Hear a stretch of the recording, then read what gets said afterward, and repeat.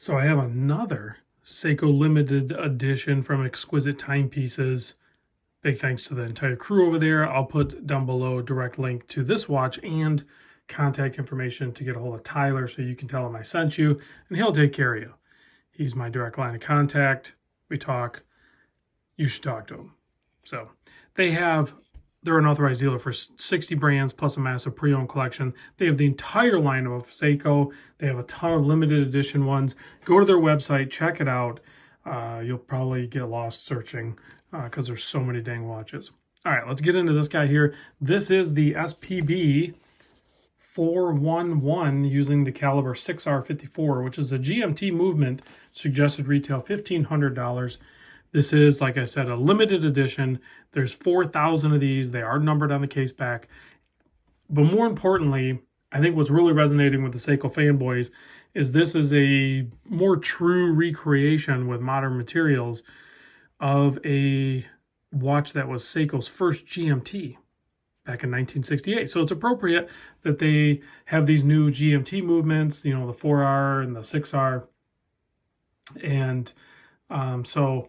yeah, it's pretty dang awesome. They recreated it. And they did a little, you know, like I said, a little changes here and there, but they stayed true to the original one for the most part.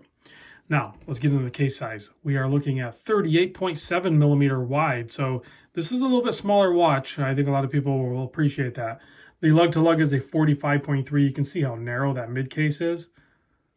And then you have that coin edge bezel. The thickness, even with that boxed and double dome sapphire crystal, is 13 millimeter.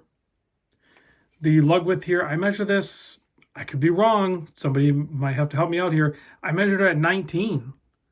So I didn't get a 20 there. I got a 19, and then I got the bracelet tapering down to 16. So nice taper on that. Very vintage looking bracelet. Simple fold over clasp. 1 micro adjust. But shorter links here should be easy enough to find the correct size. Not 100% sure. I can't really see in there. It might be split pin. I'm not 100% sure. Here's a look at the case back. They have that horseshoe design on the back. This part here where it gives you all the details going around. That stays true to the original one back in the day, 1968.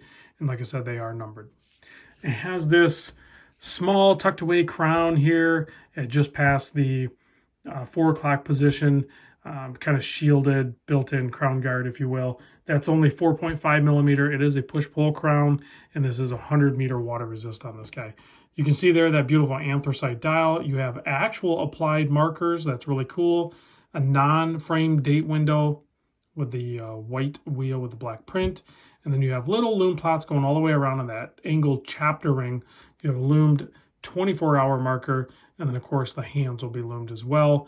Minus that seconds hand doesn't appear to have any lume on it. So there we go. There's a nice little close-up for you. The bezel is a friction fit. It is pretty stiff, so I don't think it's going to give you any problems with getting knocked around. So if you want to track another time zone down there, this is called the Prospex Land GMT. Here's what it looks like on my 7 1/4 inch wrist. Sure, I can still pull it off. Definitely would want it on the bracelet. That helps, like, you know, continue on that metal look, and it helps with the lug-to-lug extension, essentially, visually. I personally prefer a lot more color in my watches, but other than that, I don't really care. So if I'm going to nitpick on this one, the GMT hand's pretty short. Other than that, I think this is a fantastic looking watch. And maybe that's just to... keep true to the original one. Let's give this a quick blast with the UV light. I love this new UV light. And let's turn off the studio lights and experience that wonderful Seiko lume. Even with minimal real estate to do the lume, it still outperforms most other watches. So there you go. Thanks for watching. I'll see you in the next vid.